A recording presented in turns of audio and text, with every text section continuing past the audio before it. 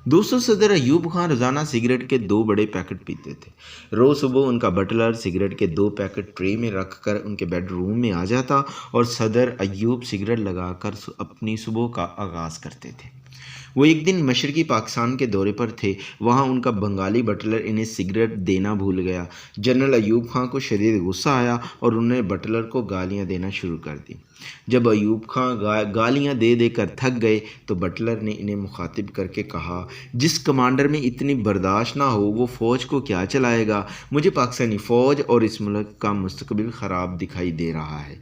Buttler की ये बात अयूब खान के दिल पर लगी और उन्होंने उस वक़्त से ही अपनी सिगरेट तर्क कर दी। फिर बाकी सारी ज़िंदगी सिगरेट को कभी हाथ नहीं लगाया। आपने रुस्तम जमा गामा पहलवान का नाम सुना होगा। हिंदुस्तान ने आज तक इस जैसा दूसरा पहलवान पैदा नहीं किया। एक बार एक कमज़ोर से दुकानदार ने गामा पहलवान के सर में वज़न करने वाला बाट दे मारा। गामे के सर से खून के फुवारे फूट पड़े। गामे ने सर पर मफरल लपेटा, चुपचाप घर लौट आया। लोगों ने कहा, पहलवान साहिब, आपसे इतनी कमज़ोरी की तवक्को तो नहीं थी। आप दुकानदार को एक थप्पड़ मार देते, उसकी जान निकल जाती। गामा पहलवान ने बड़े मुतमिन अंदाज से जवाब दिया, मुझे मेरी ताकत ने पहलवान नहीं बनाया, मेरी बर्दाश्त ने पहलवान बनाया है, और मैं इस वक्त तक रुस्तम ज़मा रहूँगा जब तक मेरी क़ुव्वत बर्दाश्त मेरा साथ देगी। क़ुव्वत बर्दाश्त में चीन के बानी चेयरमैन मोज़े तंग अपने दौर के तमाम लीडर से आगे थे। 75 साल की उम्र में सर्दियों की रात में दरिया शंघाई में स्विमिंग करते थे और इस वक्त पानी का दर्जा हरारत -10 होता था। माओ अंग्रेज़ी ज़ुबान के माहिर थे, लेकिन उन्होंने पूरी ज़िंदगी अंग्रेज़ी का एक लफ्ज़ नहीं बोला। उनकी क़ुव्वत बर्दाश्त का अंदाज़ा लगाइए कि उन्होंने अंग्रेज़ी में लतीफ़ा सुनाया जाता उनको तो वो लतीफ़ा समझ आते लेकिन ख़ामोश रहते, और बाद अज़ां जब उसका तर्जुमा किया जाता तो वो दिल खोल कर हंसते। क़ुव्वत बर्दाश्त का एक वाक़या हिंदुस्तान के पहले मुग़ल बादशाह ज़हीरुद्दीन बाबर से भी मिला है। वो कहते थे कि उन्होंने ज़िंदगी में सिर्फ 2-2.5 कामयाबियाँ हासिल की हैं। उनकी पहली कामयाबी एक अजदहे के साथ लड़ाई थी। एक जंगल में 20 फुट के एक अजदहे ने इन्हें जकड़ लिया और बाबर को अपनी जान बचाने के लिए उसके साथ 12 घंटे लड़ना पड़ा। और उनकी दूसरी कामयाबी ख़ारिश थी।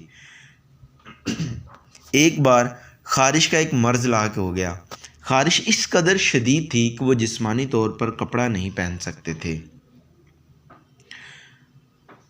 उनका एक दुश्मन था। जब उनको इसकी बीमारी का पता चला तो उसका जानी दुश्मन शबानी खान उनकी अयादत के लिए आ गया।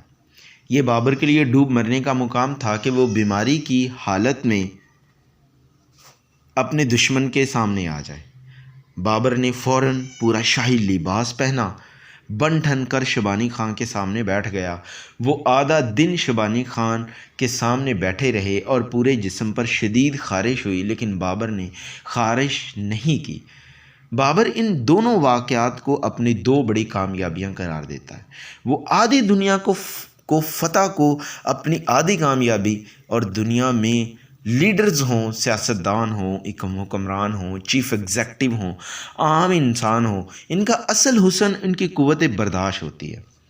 दुनिया में कोई शॉर्ट टेम्पर्ड, कोई गसीला, कोई जल्दबाज शख्स तरक्की नहीं कर सकता। दुनिया में माशरे, कौमें, मुल्क में सिर्फ वही आगे बढ़ते हैं जिनमें क़ुव्वत बर्दाश्त होती है, जिनमें दूसरे इंसानों की राय, ख़याल, इख्तलाफात को बर्दाश्त किया जाता है। लेकिन बदकिस्मती से हमारे मुल्क में माशरे में क़ुव्वत बर्दाश्त में कमी आती जा रही है, और हम में से हर शख्स हर वक्त किसी न किसी शख्स से लड़ने के लिए तैयार बैठा हुआ है। शायद क़ुव्वत बर्दाश्त की ये कमी है कि पाकिस्तान में तरह तरह के वाक़यात रूनुमा हो रहे हैं, और अगर यही क़ुव्वत बर्दाश्त हम में नहीं है तो सवाल उठता है कि ये कब पैदा होगी। दुनिया के तकरीबन 90% जो मसाइल की माँ है वो बर्दाश्त है, और अगर इंसान इस गुस्से पर काबू पा ले तो अपने 90% मसाइल को हल कर सकता है।